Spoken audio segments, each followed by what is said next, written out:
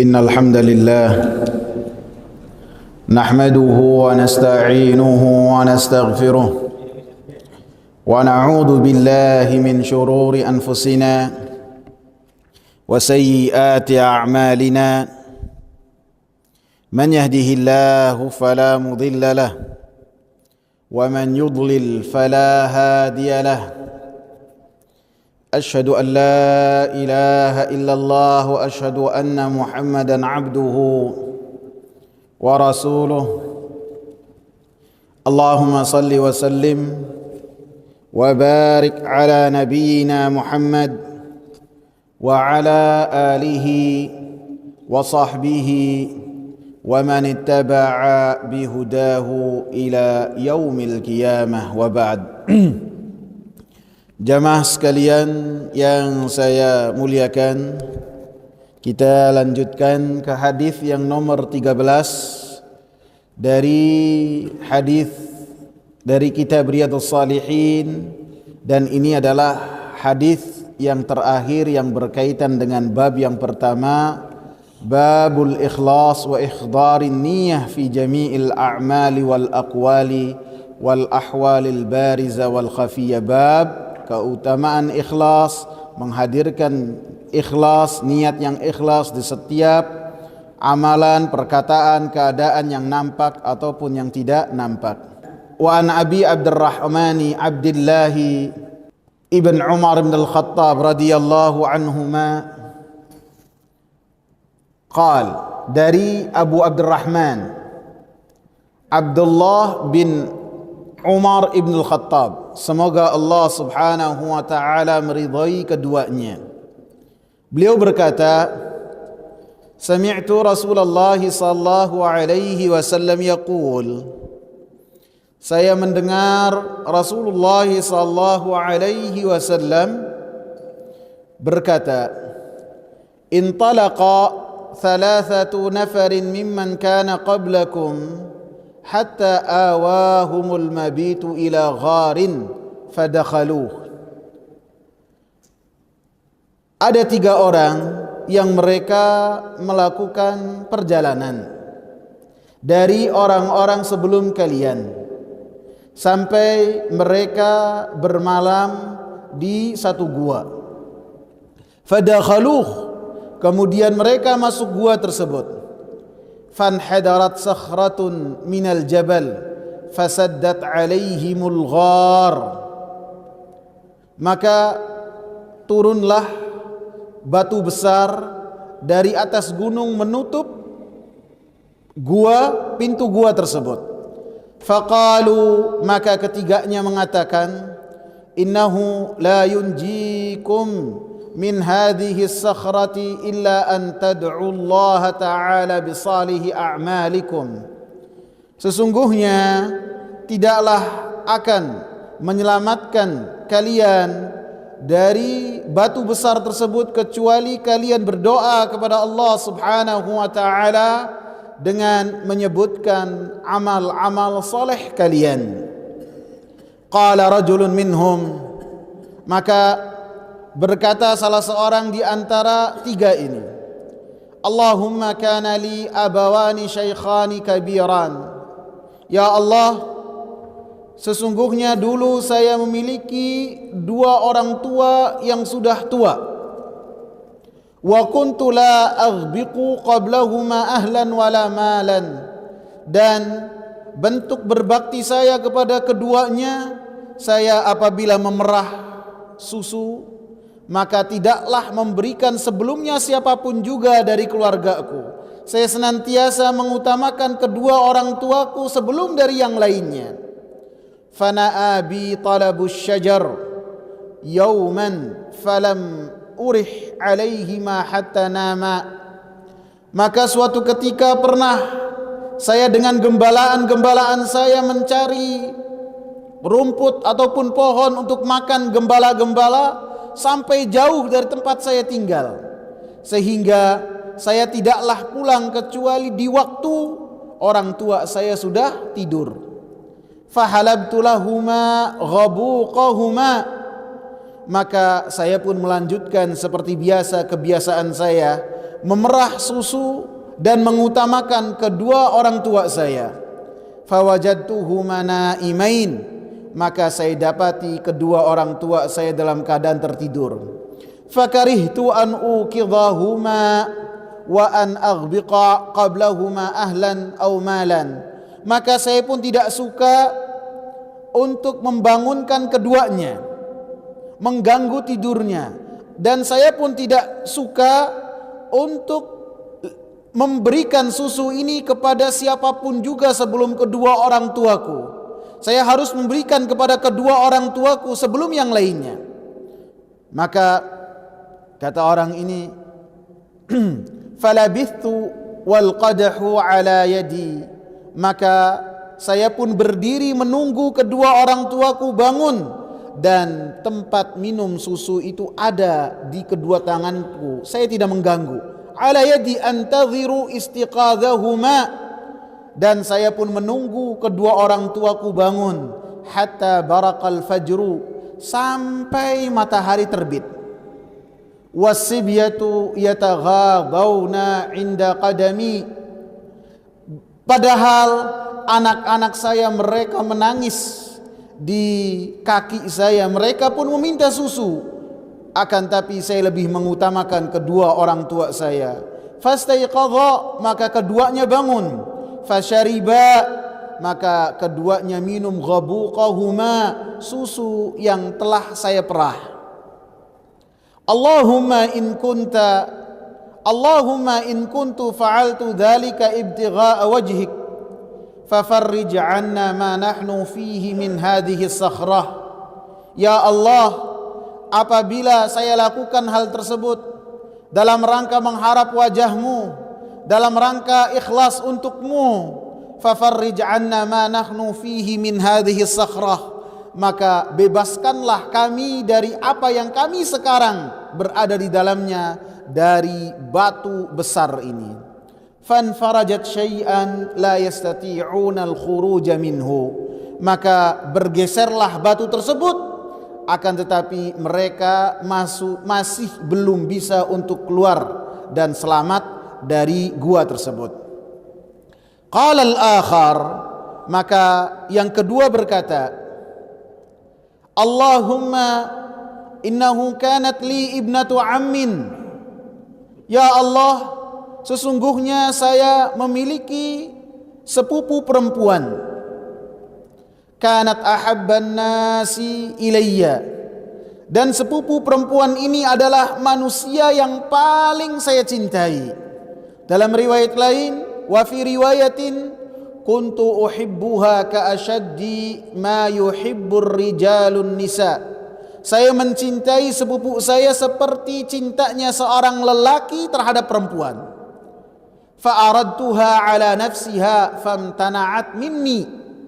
Saya pun pernah berusaha untuk merayu sepupu saya untuk berzina dengannya. Famtana'at, dia tidak mau. Hatta alammat biha sanatun minas sinin, sampai suatu ketika sepupu saya ini terlilit kesusahan yang sangat berat sekali. Fajaatni, kemudian perempuan ini sepupu saya datang kepada aku. Fa'ataituha ishrina wa mi'ata dinarin ala an tukhalliya baini wa baina nafsiha fafa'alat. Maka saya pun memanfaatkan rasa butuh dia, rasa fakir dia, dengan saya memberikan kepadanya harta yang banyak, sekitar 120 dinar, dengan ketentuan si perempuan ini membiarkan dirinya berzina. Fafa'alat, maka sepupu perempuan pun tidak memiliki pilihan yang lain. Hatta idza qadartu 'alaiha, sampai saya ini menguasai perempuan ini. Wa fi riwayatin, dalam riwayat yang lain, falamma qa'adtu baina rijlaiha qalat, maka ketika saya berada di atas kedua kakinya, ketika saya benar-benar menguasainya, qalat, maka si perempuan mengatakan, ittaqillah wa la tafuddal khatama illa bihaqqih. Si perempuan berkata, takutlah engkau kepada Allah dan janganlah memecahkan cincin kecuali dengan hak, dengan benar, dengan sah.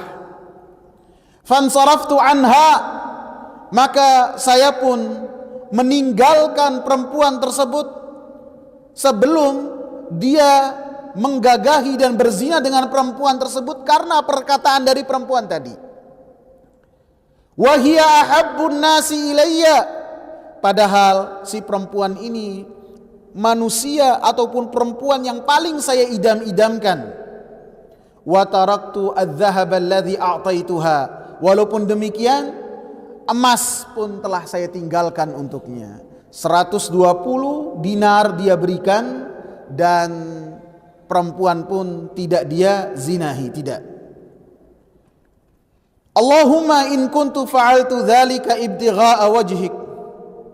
Ya Allah, apabila saya melakukan hal tersebut karena mengharapkan wajah Engkau, karena ikhlas kepada Engkau, fafruj anna ma nahnu fih, maka bebaskan kami terhadap apa yang kami di dalamnya berupa kesusahan. Fan farajatis sakhratu ghaira annahum la yastati'una al-khuruj minha, maka batu pun pada saat itu langsung bergeser, akan tetapi bergesernya batu tersebut belum mampu menjadikan mereka keluar dari gua tersebut. Wa qala tsalits, kemudian yang ketiga berkata, Allahumma istajartu ujara'a, ya Allah, saya dulu telah meminta orang-orang bekerja untuk saya. Pekerja-pekerja saya pekerjakan untuk keperluan saya.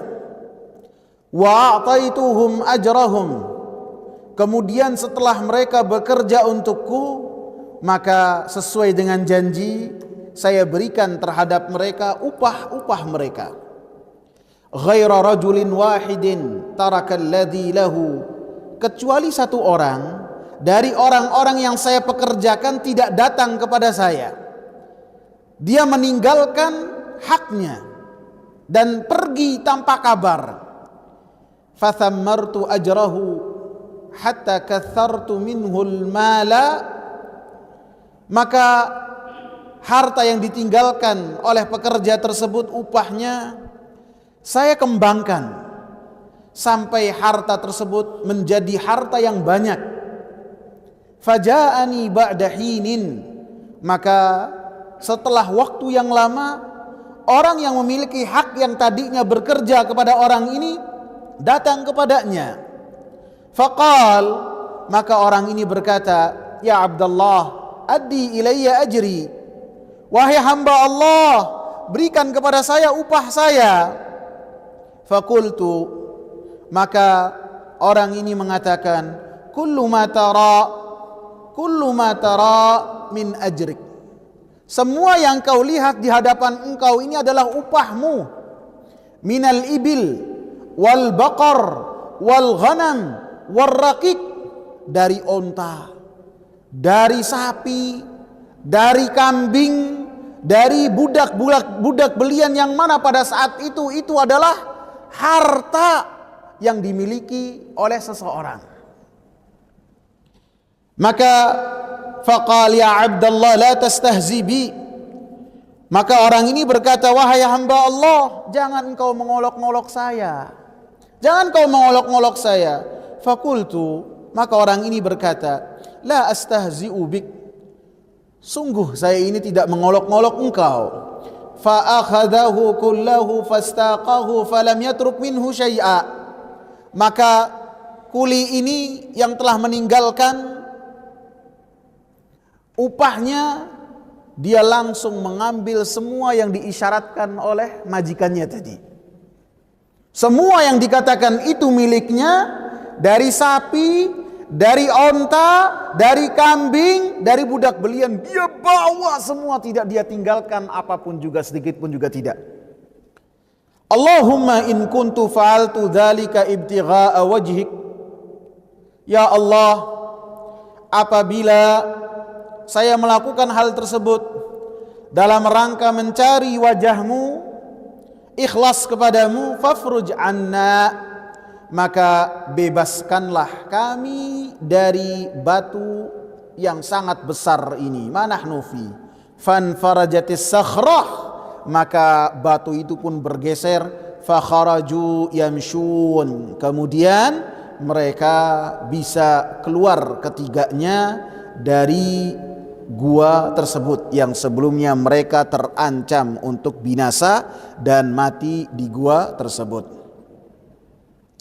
Jamaah yang saya hormati, hadis ini bersumber dari Abi Abdurrahman. Abi Abdurrahman yang bernama Abdullah ibn Umar ibn al-Khattab. Beliau tentu adalah seorang sahabat besar.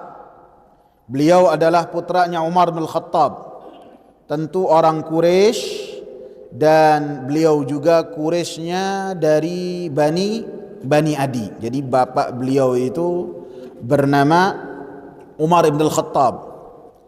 Adapun ibu beliau bernama Zainab bintu Mad'un.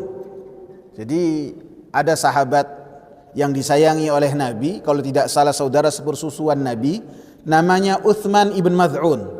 Maka Uthman ibn Mad'un adalah khalnya, pamannya dari Abdullah ibn Umar, dan Uthman ibn Mad'un adalah orang yang pertama kali dimakamkan di pemakaman Baqi.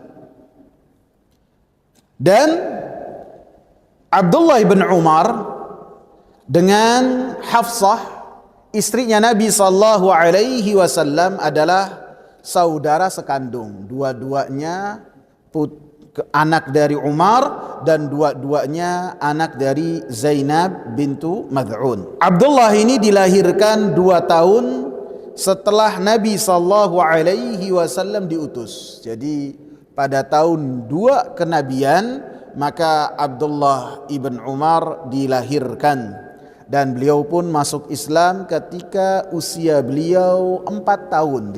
Jadi pada 2 kenabian beliau dilahirkan, dan pada sekitar tahun 6 kenabian maka Umar bin Khattab masuk Islam, maka begitu juga Abdullah ibn Umar pun masuk Islam.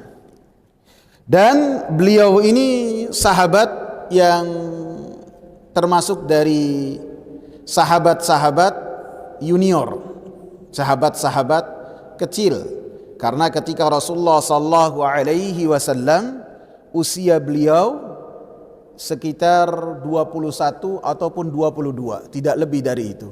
Sama seperti usianya Anas ibn Malik, beda dengan sahabat-sahabat seperti bapaknya Umar ataupun Abu Bakar, yang mana usia mereka mendekati usia dari Rasulullah sallallahu alaihi wasallam. Sehingga ketika beliau itu Abdullah ingin mengikuti perang Badar, maka oleh Nabi sallallahu alaihi wasallam dilarang karena masih kecil. Usianya berapa? Sekitar 13-15 tahun. Bisa dikatakan pada saat itu belum balik. Dan dalam perang Uhud juga beliau dikatakan para ulama berbeda pendapat apakah beliau ikut ataukah tidak.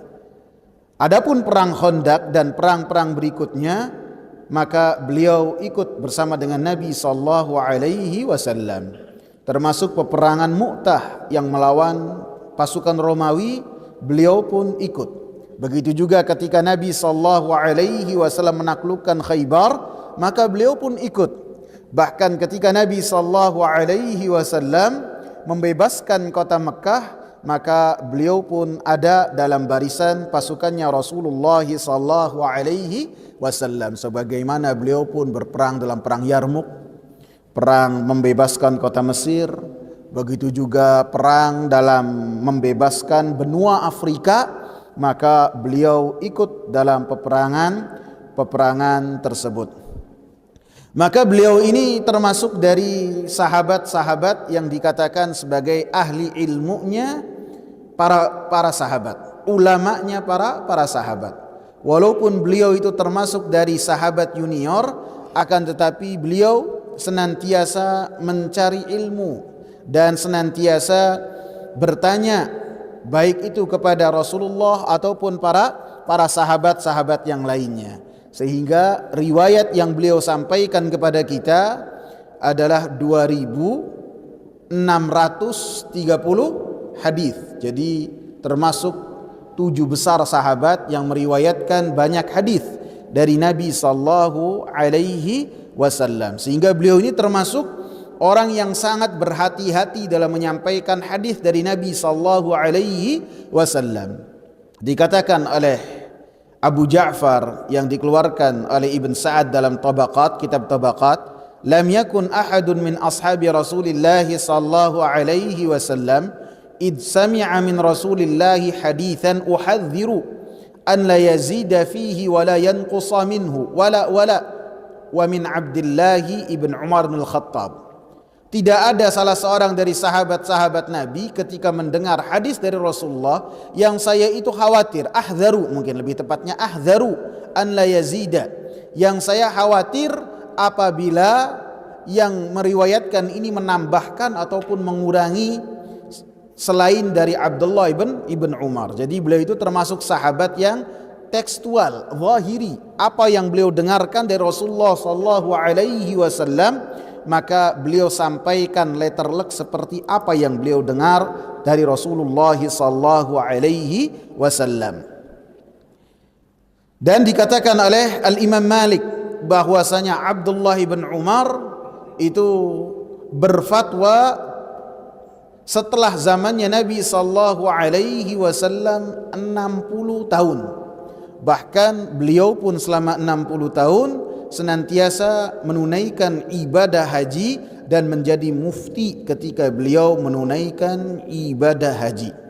Jadi sangat luar biasa sekali. Beliau pun dikatakan sebagai sahabat yang ahli ibadah. Dikatakan bahwasanya Rasulullah sallallahu alaihi wasallam pernah memuji Abdullah ibn Umar. Yang meriwayatkan adalah Hafsah, bahwasanya Hafsah mengatakan, Rasulullah mengatakan, ni'mar rajulu Abdullah, sebaik-baik lelaki adalah Abdullah, lau kana yusalli minal lail, kalau dia itu menghidupkan malamnya dengan salat, fakana ba'du la yanamu minal laili illa qalila, maka setelahnya Abdullah itu tidaklah tidur dari malam hari kecuali sangat sedikit sekali. Dan hadis ini ada kisah sebelumnya kenapa Rasulullah berkata dengan perkataan demikian.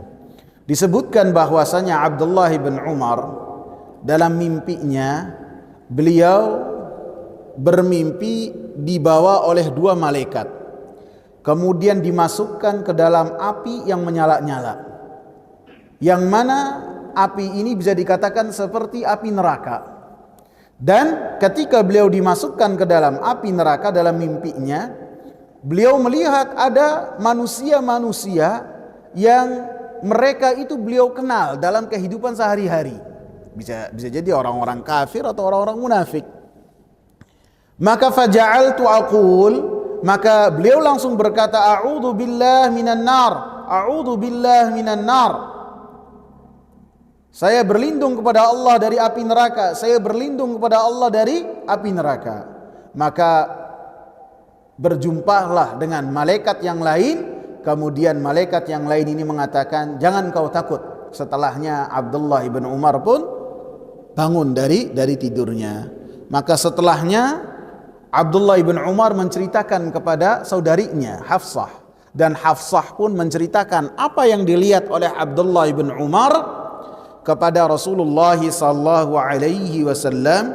Kemudian Rasulullah sallallahu alaihi wasallam berkata dengan perkataan, ni'mar rajulu Abdullah, sebaik-baik lelaki adalah Abdullah, lau kana yusalli minal lail, kalau dia itu salat malam. Sehingga hadis ini menunjukkan anjuran untuk senantiasa salat malam.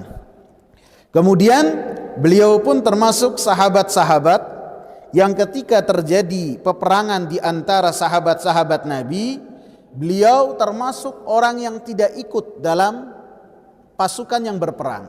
Pasukan yang berperang diantaranya dua pasukan besar, Ali bin Abi Thalib dan Muawiyah bin Abi Sufyan. Pasukan besar dan para sahabat berbeda pendapat. Ada pendapat yang mereka lebih condong kepada Ali radhiyallahu anhu, ada pendapat yang mereka membela Muawiyah, ada pendapat yang di tengah-tengah. Di tengah-tengah ini termasuk pendapatnya Abdullah bin Umar, dan kalau antum ingat ada pendapatnya Abu Bakrah. Abu Bakrah ketika melihat Ahnaf ibn Qais membawa pasukan besar untuk membela Ali, langsung diberikan nasihat, jangan ikut perang, jangan, ini bahaya, orang Islam dengan orang Islam. Ini termasuk pendapat dari Abu Bakrah dan banyak lagi sahabat yang lain. Maka termasuk pendapat kehati-hatian yang diambil oleh Abdullah ibn Umar, bahwasanya dia tidak ikut dalam dua pasukan ini, tidak. Kemudian di akhir hayatnya ketika kematian akan menjemputnya, beliau pun menyesali apa yang telah beliau pilih. Wa qala ma ajiduni asa ala syai'in fatatni minad dunya illa anni lam uqatil al-fi'at al-baghiyata ma'a Ali. Tidaklah saya susah hati saya, sedih hati saya dengan dunia ini yang telah meninggal, yang akan meninggalkan saya dan telah berlalu dari saya, kecuali satu hal saja, kata Abdullah bin Umar. Kenapa dulu saya tidak ikut memerangi kelompok yang membangkang bersama dengan Ali radhiyallahu anhu? Ini penyesalan yang ada pada diri Abdullah ibn Umar seandainya beliau berperang bersama dengan Ali radhiyallahu anhu. Karena para ulama menyatakan bahwasanya Muawiyah dan Ali kedua-duanya adalah ulama dari kalangan sahabat dan kedua-duanya ijtihad. Rasulullah mengatakan ketika dua ulama ijtihad, tidak mungkin ketika pendapatnya berlawanan, tidak mungkin kita mengatakan dua pendapat ini benar, tidak mungkin. Ketika satu perkara mengatakan, satu kelompok mengatakan ini haram, kelompok yang lain mengatakan ini halal, tidak mungkin kita mengatakan sebagai perkataan yang bijak dua-duanya perkataan yang benar, tidak mungkin. Harus salah satu dipilih yang benar. Maka Ali radhiyallahu anhu memiliki ijtihad, Muawiyah memiliki ijtihad, dan dalam ijtihad mereka dipuji karena mereka adalah para ulama. Akan tetapi ketika berperang, siapakah yang paling mendekati kepada kebenaran? Maka para ulama mengatakan Ali radhiyallahu anhu yang paling mendekati kebenaran. Di antaranya salah satunya Ammar ibn Yasir radhiyallahu anhu, dikatakan oleh Rasulullah sallallahu alaihi wasallam, ya Ammar taqtuluka al-fi'atul baghiyah. Wahai Ammar, yang nanti akan membunuh engkau sehingga engkau mati adalah kelompok-kelompok yang melampaui batas dan lebih jauh dari kebenaran. Maka ketika perang Siffin, maka Ammar bersama dengan Ali radhiyallahu anhu, dan Ammar pun wafat ketika membela Ali radhiyallahu anhu. Ini termasuk pendapat yang menguatkan bahwasanya Ali lebih mendekati kepada kebenaran. Pendapat yang indikasi yang keduanya apa yang menunjukkan bahwasanya Ali itu lebih mendekati kepada kebenaran? Muawiyah radhiyallahu anhu menuntut bahwasanya supaya Ali itu mengeksekusi orang-orang yang mereka pembunuh Utsman ibn Affan. Kata Ali radhiyallahu anhu, saya tidak bisa. Mana yang bunuh saya tidak tahu. Bukan 100-200 orang yang mengepung rumahnya Utsman ibn Affan. Maka ketika hal ini menjadi isu yang sangat panas, ketika kepemimpinan dipegang oleh Muawiyah radhiyallahu anhu, apakah Muawiyah bisa membedakan mana pembunuh Utsman ataukah tidak bisa, sehingga hal tersebut menjadi hanya isu yang sangat panas sekali, sehingga dengannya ketentuan Allah Subhanahu wa taala terjadi bahwasanya dua pasukan besar terjadi peperangan di antara kaum muslimin. Dan di akhir hayatnya mata beliau buta dan beliau wafat pada tahun 73 Hijriah di kota Mekah setelah Abdullah ibn Zubair mati dibunuh oleh Hajjaj ibn Yusuf Ats-Tsaqafi. Jadi pada saat itu Abdullah ibn Umar pun wafatnya dibunuh juga oleh Hajjaj ibn Yusuf Ats-Tsaqafi. Hajjaj ibn Yusuf ini seorang panglima yang berdarah dingin sekali. Orang sekelas Abdullah ibn Zubair sama dia disalib di kota Mekah. Bahkan Abdullah ibn Umar ketika mendapati Hajjaj ibn Yusuf masih saja ceramah, ketika waktu zuhur telah tiba langsung diberhentikan. Berhenti. Waktu zuhur telah tiba, matahari nggak nunggu ente, berhenti turun. Maka Hajjaj ibn Yusuf langsung memberikan isyarat kepada salah seorang prajuritnya untuk mengeksekusi Abdullah ibn Umar dengan cara dia bertanya kepada Abdullah ibn Umar. Si prajurit ini kemudian menusuk kaki Abdullah ibn Umar dengan tombak, dan tusukannya itu tombak yang berisi racun yang sangat kuat sekali, sehingga setelahnya Abdullah ibn Umar sakit. Dan subhanallah, benar-benar pembunuh berdarah dingin. Ketika Abdullah ibn Umar sakit, Hajjaj ibn Yusuf menengok. Pembunuh berdarah dingin. Setelah dia memerintahkan untuk siapa Abdullah ibn Umar yang dibunuh, dia datang nengok. Gimana kabarnya? Baik. Tengok. Kata Abdullah ibn Umar, saya yakin demi Allah tidaklah yang memerintahkan kecuali engkau. Firasat seorang mukmin. Dan kemudian Abdullah ibn Umar pun wafat pada tahun 73 Hijriah. Dan beliau pun yang menyalati jenazahnya yang menjadi imam adalah siapa? Hajjaj ibn Yusuf Ats-Tsaqafi. Jadi yang memerintahkan bunuh siapa? Hajjaj. Yang menengok pas sakit siapa? Hajjaj. Yang jadi imam siapa? Hajjaj. Ini orang yang luar biasa. Disebutkan Hajjaj ibn Yusuf Ats-Tsaqafi itu orangnya kecil, tidak besar, tinggi besar, tidak kecil. Kemana-mana bawa pedang, pedangnya ngengser di tanah, dan tidak pernah bawa sarung pedang. Karena apa? Kalau nebas itu biar gampang. Dan akhirnya pun diangkat oleh Bani Umayyah sebagai panglima besar pada zamannya. Hadirin sekalian yang saya muliakan, hadis ini mengisahkan tentang keistimewaan orang-orang ikhlas. Orang-orang yang ikhlas kepada Allah Subhanahu wa taala, maka mereka ketika mendapatkan kesusahan, mereka akan diselamatkan oleh Allah Subhanahu wa taala dari apa yang mereka kesusahan darinya. Di antaranya hadis ini disebutkan juga ketika orang-orang yang ikhlas kepada Allah Subhanahu wa taala, mereka akan senantiasa dijaga oleh Allah Subhanahu wa taala, dijaga dari kesusahan. Dan ketika mereka benar-benar jujur kepada Allah, maka dia pun akan dilindungi dan dijaga oleh Allah Subhanahu wa taala dari kemaksiatan kepada Allah Subhanahu wa taala ketika ikhlas, ketika ibadahnya murni karena Allah Subhanahu wa taala. Dalam kisah Yusuf yang tercantum dalam surat Yusuf ayat 23 sampai 24, mungkin kisahnya kita sudah tahu semua. Bagaimana majikannya yang cantik jelita menutup pintu rumahnya rapat-rapat. Kemudian ketika berdua saja antara si majikan dengan Yusuf alaihi salam, maka si perempuan mengatakan, "Haitalah, kemarilah engkau wahai Yusuf." Mulai dia menggoda Nabi Yusuf alaihi salam. Maka Nabi Yusuf alaihi salam mengatakan, qala ma'adzallah, saya meminta perlindungan kepada Allah Subhanahu wa taala.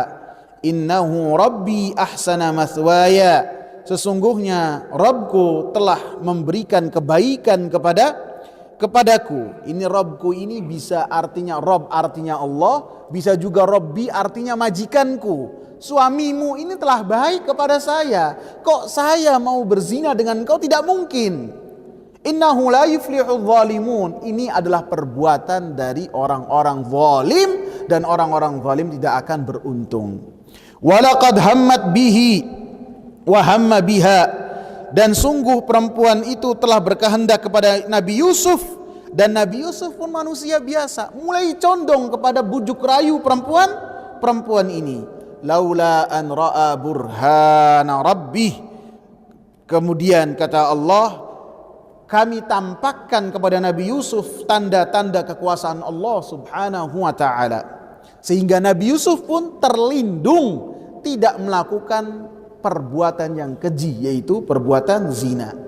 Kadzalika linasrifa anhu su, kata Allah, demikianlah kami palingkan dari Yusuf alaihi salam perbuatan jelek dan kemaksiatan yang besar dan perbuatan yang keji. Kenapa? Innahu min ibadinal mukhlasin, karena Nabi Yusuf alaihi salam adalah termasuk dari hamba-hamba Allah subhanahu wa ta'ala yang ikhlas. Jadi ketika seorang ikhlas kepada Allah dalam beribadah, Allah subhanahu wa ta'ala jaga dia. Termasuk dari kesusahan-kesusahan yang menimpa dirinya, akan Allah subhanahu wa ta'ala berikan kepadanya perlindungan. Di dalam hadis ini juga jamaah sekalian, Rasulullah sallallahu alaihi wasallam menggunakan metode bercerita ketika menyampaikan yang berkaitan dengan apa yang akan disampaikan oleh Rasulullah sallallahu alaihi wasallam. Cerita tentang kisah-kisah dari orang-orang yang telah lampau, yang tidaklah terjadi pada zaman Nabi sallallahu alaihi wasallam. Dan metode memberikan kisah dalam memberikan ilmu ini pun tercantum dalam Al-Quranul Karim. Al-Quranul Karim di dalamnya banyak cerita, banyak kisah, supaya apa? Menjadi suri tauladan untuk orang-orang yang beriman, termasuk Nabi sallallahu alaihi wasallam. Dan kisah dalam Al-Quran dan kisah yang dikisahkan oleh Nabi sallallahu alaihi wasallam bukan kisah kosong, bukan kisah dongeng sebelum tidur, bukan. Akan tapi Allah katakan, laqad kana fi qasasihim ibrah, sungguh pada kisah-kisah yang diceritakan oleh Allah ada pelajaran. Dan kisahnya itu benar, terjadi, waqi'. Wa man asdaqu minallahi qila, siapakah yang paling benar perkataannya? Siapa? Allah subhanahu wa ta'ala. Dan tentu kisah-kisahnya adalah ahsanul qasas, kisah-kisah yang paling baik itu dalam Al-Quran.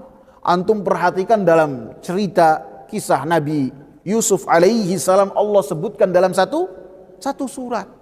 Disebutkan dari sebab terjadinya pertikaian, disebutkan dari kisah yang Nabi Yusuf dari kecil, kemudian ada diskusi antara anak dengan ayah, kemudian sebagian dari saudara-saudaranya Nabi Yusuf, mereka melakukan konspirasi bagaimana nih menjauhkan si anak dari ayah. Ini anak ini terlalu disayang oleh ayah kita, sehingga ayah kita ini fi dhalalim mubin, dalam kesesatan yang nyata, terlalu sayang pada satu, lebih yang lainnya kurang mendapatkan kasih sayang. Seakan-akan mereka mengatakan demikian. Kemudian setelahnya terjadi pergolakan terus sampai Nabi Yusuf alaihi salam diangkat menjadi seorang raja, seorang menteri, memiliki kekuasaan. Dan setelahnya keluarga yang tercerai-berai karena rasa dengki, rasa hasad, itu Allah subhanahu wa ta'ala kembalikan lagi. Mereka bersatu, berkumpul di satu tempat. Seakan-akan ini kisah happy ending. Ceritanya berhenti dengan apa? Dengan kebahagiaan. Tidak ada yang saling menyalahkan, tidak. Bahkan Nabi Yusuf alaihi salam ketika menyebutkan karunia Allah subhanahu wa ta'ala kepada keluarganya, tidak ada sedikit pun unsur untuk menyalahkan saudara-saudaranya. Jadi kita kalau misalnya ada sengketa dengan orang, apabila setelah terjadi perdamaian, maka jangan ada unsur menyalahkan lagi. Contohnya dikatakan oleh Nabi Yusuf alaihi salam ketika beliau ada di singgasananya, orang tuanya bersama dengan dia, dan 11 saudaranya yang lain pun ada bersama dia. Kemudian mengatakan, waqad ahsana bi, sungguh Allah subhanahu wa ta'ala telah baik kepadaku.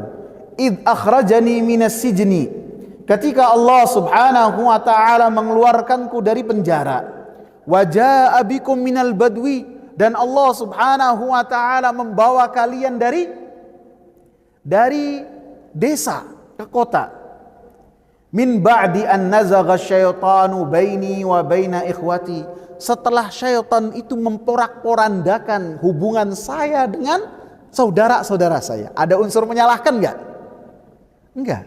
Dia mengatakan saudara-saudaranya itu korban dari rayuan-rayuan syaitan, dan tidak ada mengatakan mereka ini jahat, tidak. Kemudian dia pun bersyukur kepada Allah Subhanahu wa taala dengan mengatakan inna rabbi latifun lima yasha. Allah Subhanahu wa taala maha lembut. Menunjukkan kisah-kisah dalam Al-Qur'an ini kisah-kisah yang luar biasa dan banyak pelajaran yang luar biasa juga. Dan kisah-kisah yang Allah Subhanahu wa taala sebutkan dan Rasulullah sebutkan yang di dalamnya banyak pelajaran dan faedah.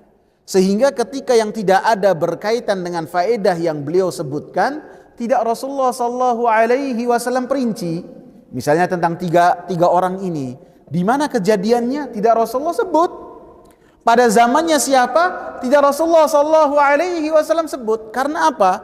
Tidak ada faedahnya. Yang penting mereka kesusahan, kemudian bisa keluar dari kesusahan tersebut dengan apa? Ini poin yang dititik beratkan oleh Rasulullah sallallahu alaihi wasallam. Rasulullah sallallahu alaihi wasallam sebutkan bahwasanya 3 orang mereka melakukan perjalanan. 3 orang mereka melakukan perjalanan. Yang mana perjalanan tersebut mereka lakukan dalam rangka hajat-hajat mereka. Dan ini terjadi terhadap manusia-manusia sebelum kalian. Kemudian mereka pun ketika dalam perjalanan mendapatkan malam di perjalanan mereka, sehingga mau tidak mau mereka masuk ke dalam gua.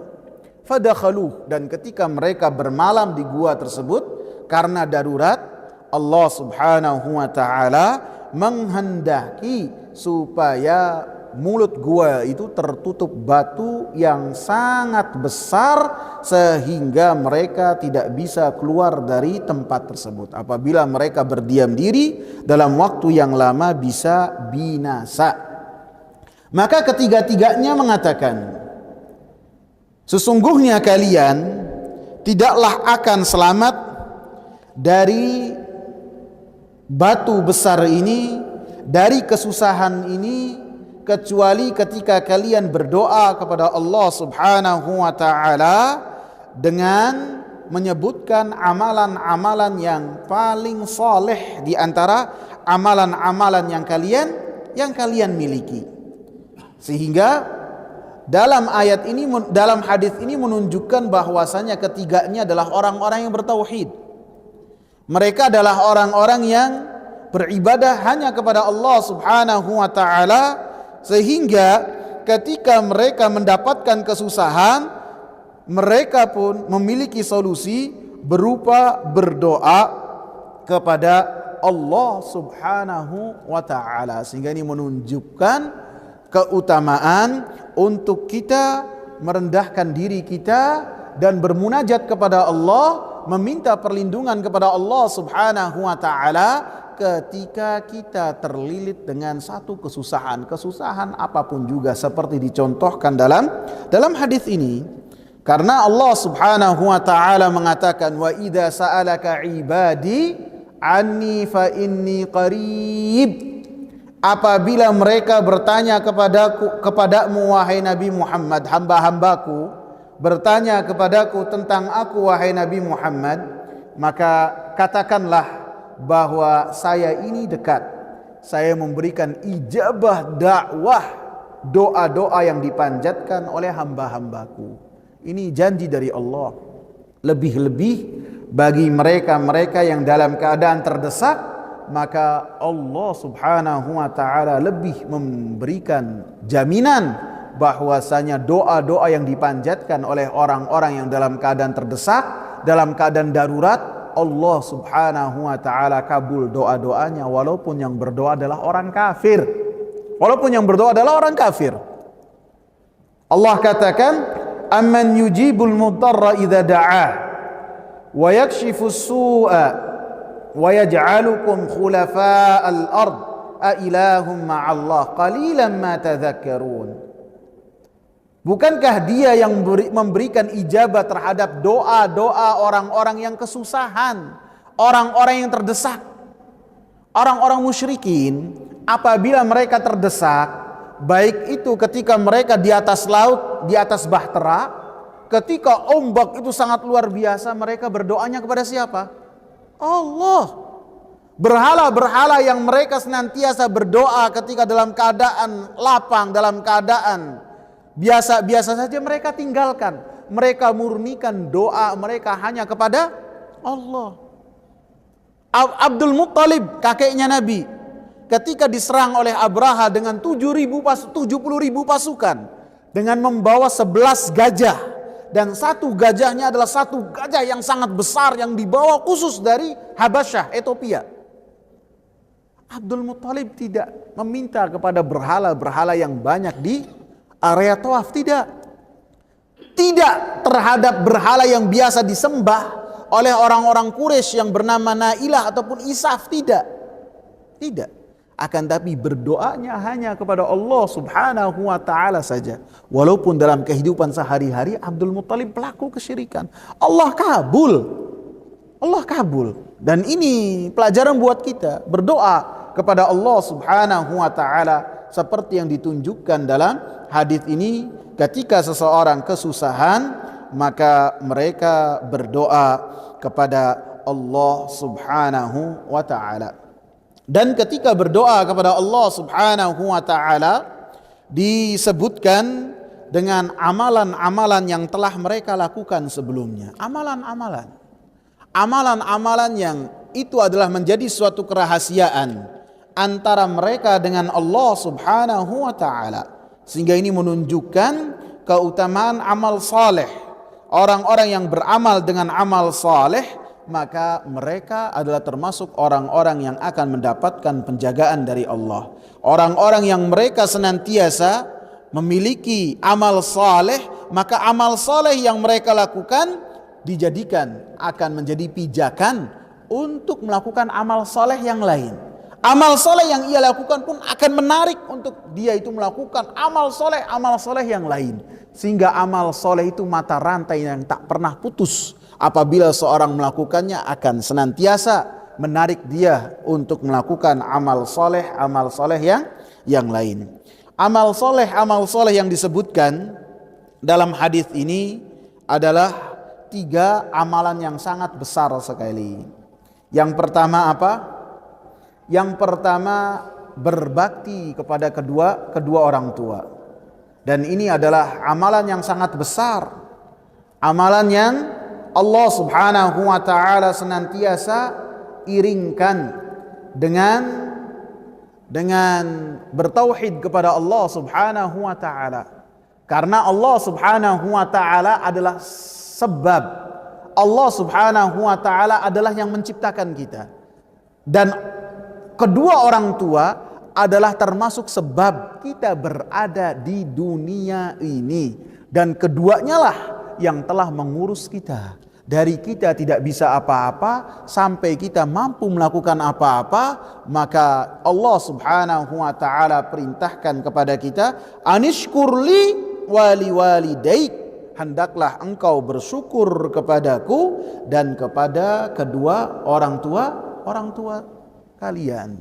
Sehingga banyak ayat, banyak hadis yang menunjukkan keutamaan berbakti kepada kedua orang tua. Dan termasuk keutamaannya Rasulullah sallallahu alaihi wasallam ketika menceritakan 3 amalan besar ini, Rasulullah sebutkan berbakti kepada kedua orang tua terlebih dahulu, menunjukkan berbakti kepada kedua orang tua adalah amalan yang sangat besar sekali. Kemudian pelakunya setelah melakukan amalan yang sangat besar, berbakti kepada kedua orang tua, membahagiakan kedua orang tua, lebih-lebih kedua orang tua yang sudah sepuh, kemudian anak lebih mengutamakan orang tua dari siapapun juga, lebih-lebih seorang suami. Kalau seorang istri haruslah lebih mengutamakan suami dari siapapun juga. Adapun anak laki, maka hendaklah lebih mengutamakan kedua orang tua dari apapun juga. Seperti yang dicontohkan dalam hadis ini. Dia memiliki kebiasaan untuk senantiasa memerah susu, dan ketika memerah susu lebih mengutamakan kedua orang tuanya dari siapapun juga, termasuk anak istrinya. Maka ketika kedua orang tuanya terlelap tidur, dia nunggu dari waktu sore, anggaplah dari waktu isya sampai waktu fajar tiba, sampai orang tuanya bangun, berdiri memegang susu sampai orang tuanya bangun. Bahkan anak-anaknya yang punya kehausan, kelaparan, tidak dia kasih terlebih dahulu. Maka dikatakan oleh Imam Ibn Utsaimin rahimahullah, bisa jadi pada saat itu syariatnya adalah demikian.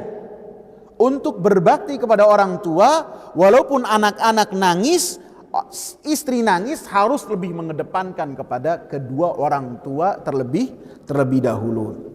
Kemudian yang kedua disebutkan, ataupun setelah selesai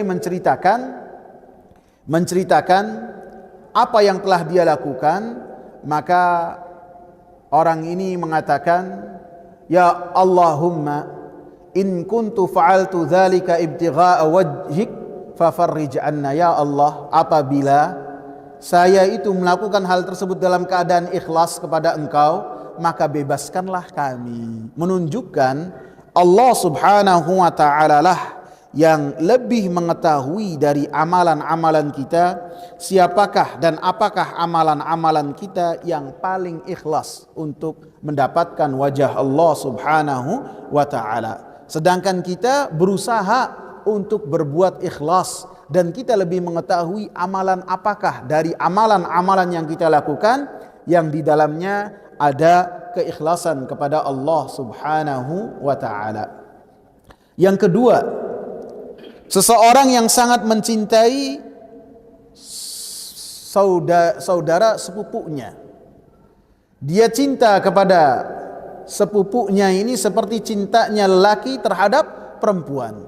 Sehingga beberapa kali dia berusaha untuk mendekatinya, tidak taunya perempuan ini enggan untuk menyerahkan dirinya kepada lelaki ini. Sampai suatu ketika si perempuan ini dalam keadaan kesusahan dan datang kepada lelaki ini untuk meminta bantuan. Akan tetapi lelaki ini mengatakan, saya tidak akan memberikan bantuan kecuali engkau menyerahkan tubuh engkau kepada saya. Perempuan ini terpaksa karena sangat kesusahan, maka dia pun menerima apa yang disyaratkan oleh lelaki ini, dan dia pun menerima 120 dinar, harta yang sangat banyak sekali.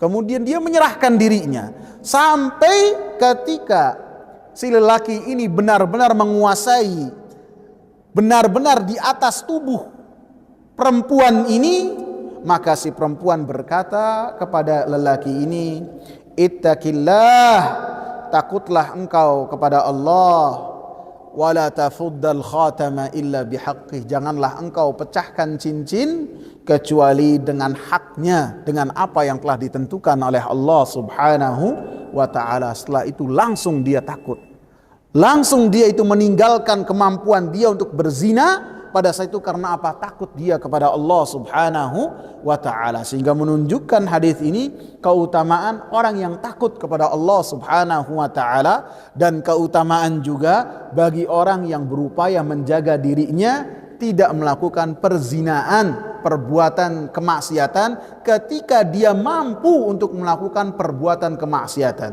Ketika meninggalkan, itu adalah termasuk amalan yang sangat besar. Yang ketiga adalah bagaimana seseorang memiliki amanat yang luar biasa. Dia memiliki amanat yang luar biasa, menunaikan amanah, sehingga ketika dia ini memberikan upah kepada orang-orang yang bekerja kepadanya, ada satu orang yang tidak datang. Kemudian ketika satu orang tidak datang ini, hartanya tidak dia biarkan, dia kembangkan. Dan Allah tentukan hartanya berkembang dengan pesat, sehingga ketika orang ini datang meminta kepada orang ini, langsung diberikan. Bukan dana yang asal dari harta tersebut. Anggaplah biayanya dari orang bekerja selama 1 pekan ini 30 dinar. Tidak dia berikan 30 dinar, akan tapi 30 dinar yang telah dia kembangkan menjadi sapi yang sangat banyak, onta yang sangat banyak, kambing yang sangat banyak, dan budak belian yang sangat banyak. Diberikan semuanya kepada orang-orang tersebut. Dan ini menjadi amalan rahasia antara dia dengan Allah. Tidak dia upload mungkin kalau zaman sekarang.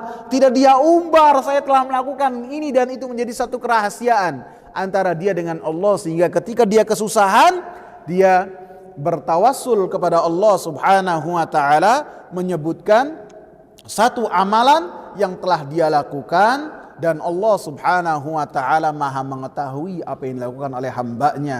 Dan Allah sangatlah suka ketika hamba-hambanya berdoa kepada Allah dan merengek kepada Allah subhanahu wa ta'ala secara detail, menyebutkan apa yang telah dia lakukan, menunjukkan bahwasanya dia sangat berhajat kepada Allah subhanahu wa ta'ala.